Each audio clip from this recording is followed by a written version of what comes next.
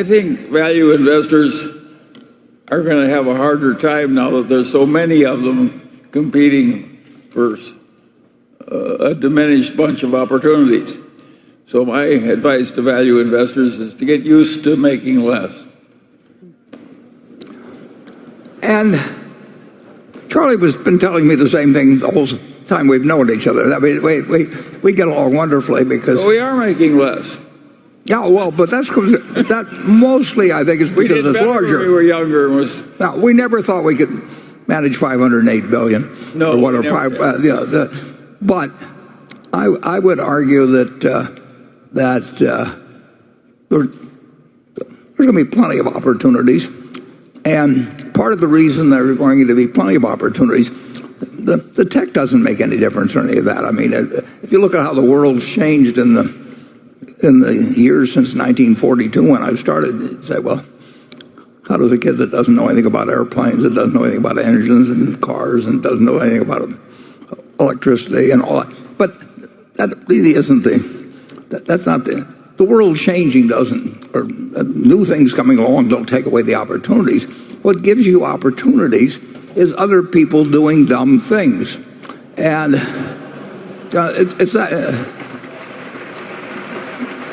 And I would say that, well, the 58 years we've been running Berkshire, I would say there's been a great increase in the number of people doing dumb things, and they do big dumb things. And the reason they do it to some extent is because they can get money from other people so much easier than when we started. So you could start 10 or 15 dumb insurance companies in the last 10 years, and you could become rich if you were adroit at it, whether the business succeeded or not, and the underwriters got paid, and the lawyers got paid. And that creates, if that's done on a large scale, which it couldn't be done 58 years ago, you couldn't get the money to do some of the dumb things that we wanted to do, fortunately. So I think that investing has disappeared so much from this huge capitalistic market that anybody can play in, but that the big money is in selling other people ideas. It isn't outperforming. And I think if you don't run too much money, which we do, but if you're running small amounts of money, I think the opportunities will be greater. But then Charlie and I have always differed on this subject. He likes to tell me how gloomy the world is, and I like to tell him we'll find something. And so far we've both been kind of right. Charlie, wouldn't you? Will you budge an inch on that or not?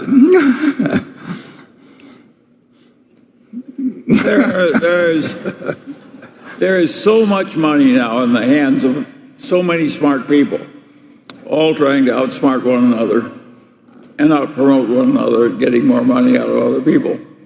And it's a radically different world from the world we started in. And I suppose it will have its opportunities, but it's also going to have some unpleasant episodes.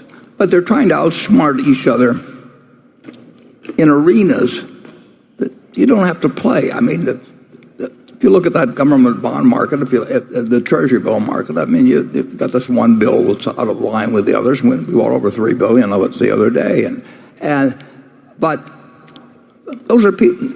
The world is overwhelmingly short-term focused, and if you go to an investor relations call, they're all trying to figure out how to fill out a sheet to show the earnings for the year, and the management is interested in feeding them expectations that will slightly be beaten. I mean, that is a world that's made to order for anybody that's trying to think about what you do that should work over 5 or 10 or 20 years.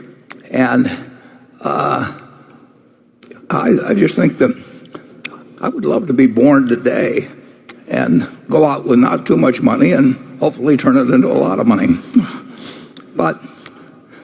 And Charlie would too, actually. He would find something to do, I will just guarantee you.